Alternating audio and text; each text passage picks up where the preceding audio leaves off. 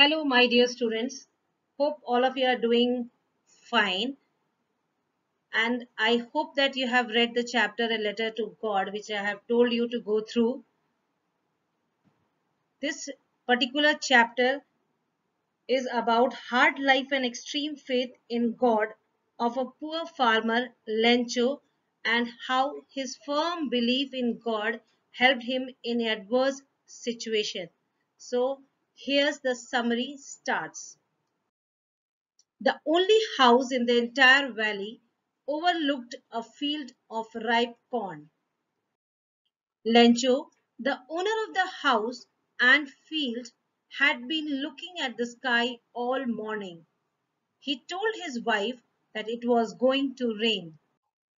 Soon, true to Lencho's prediction, big drops of rain began to fall. He felt that it wasn't rain, but 10 and 5 cent pieces, because he was going to earn money by selling these crops. With satisfaction, he watched the rain shower his ripe corn fields. Suddenly, a strong wind began to blow. Then, large hailstones began to fall. Lencho's happiness now turned to worry. He hoped the rain would stop soon, otherwise his crops would be destroyed. It covered the house, the field, and the valley with a layer of hailstones. The harvest was completely destroyed. Both of them were very disappointed. Lencho stood in the middle of his ruined field and thought that a plague of locusts would have been better than this. However, they had one hope, that is, God.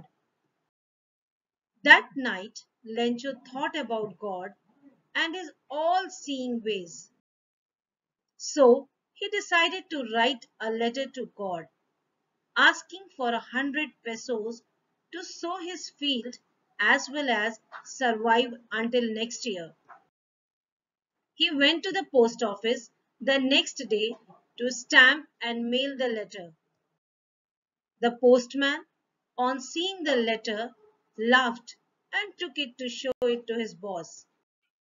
The postmaster, a fat, cheerful man, laughed as well, but he admired Lencho's faith in God.